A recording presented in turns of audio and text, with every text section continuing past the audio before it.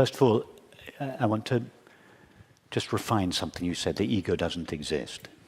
The ego does exist, but it is not what it appears to be. There's a difference between something that doesn't exist and something that is an illusion. And this is very important because these two ideas are often conflated in the non-dual traditions.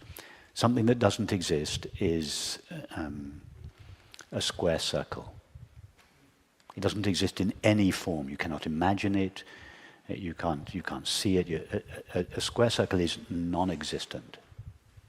It's not an illusion. You cannot have something that is an illusion of a square circle, but isn't really a square circle. So a square circle is non-existent. A landscape in a movie is a landscape in a movie is an illusion.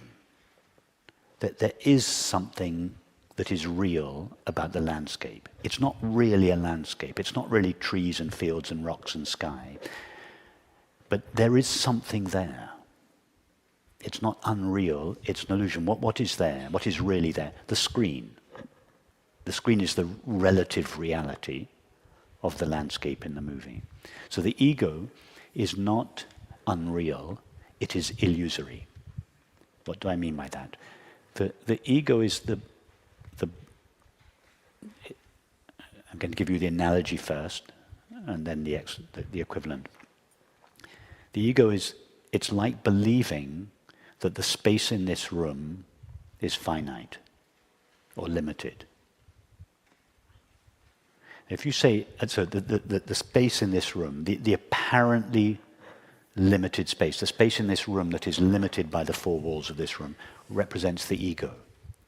Now, if you say the space in this room doesn't exist, it's not true. The space in this room does exist, but it's not what it appears to be. It appears to be limited, but it's not really. But there is a reality to the apparently limited space of this room. What is that reality? The vast space of the universe. So the ego is the belief that the being that you are is finite. There is the being, the apparently finite being that you seem to be is not unreal. There's something real about it. It's illusory. It's not what it appears to be. It appears to be finite, but it is infinite.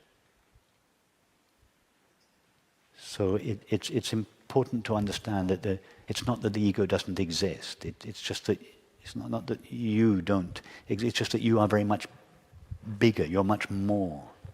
You're much less than you thought you were. In some ways, you're not. Your thoughts, feelings, there, but your being is much bigger than you. So, moving on more specifically to your question, how can you be competitive without the sense of being a finite mind?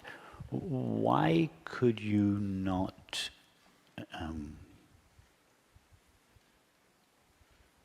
desire excellence without any sense that your being would be aggrandized by it?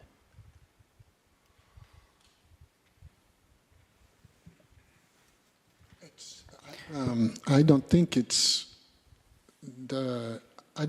nourishing my ego. I think it's the using it as a tool to push me. No, you don't use the ego, you use your mind as a tool to push you to greater and greater heights, more and more excellence. What's your profession? I am an entrepreneur. I have a company. An entrepreneur. Do you want to run a mediocre company? No. Do you want to have do you want to have a moderately successful company? Yes. Or do you want to be super successful? Do you want to bring something fabulous into the world through your business? Or do you just want to bring some mediocre invention into the world? Do you want to design a new kind of kettle or Okay, I got it. yeah. You want to bring something fabulous to humanity, and you want it to be you want it to exceed anything you can even imagine. You don't even want to limit your, imagine if Steve Jobs had allowed his vision for humanity to be limited by what was available to him at the time. Oh, he wanted to revolutionize. He wanted to revolutionize every person on the planet's life. He was hugely ambitious, but his ambition was in the service of love, on the service of humanity. I don't know whether he was personally aggrandized by it or not. I don't know him, and even if he was, there was something operating in him that was bigger than that personal desire. So even if it was, it wouldn't detract from the fact that behind or underneath that possibly egoic motive, there was a much bigger, much more beautiful motive that was using his personal ambition in service of itself, in spite of himself, not because of himself.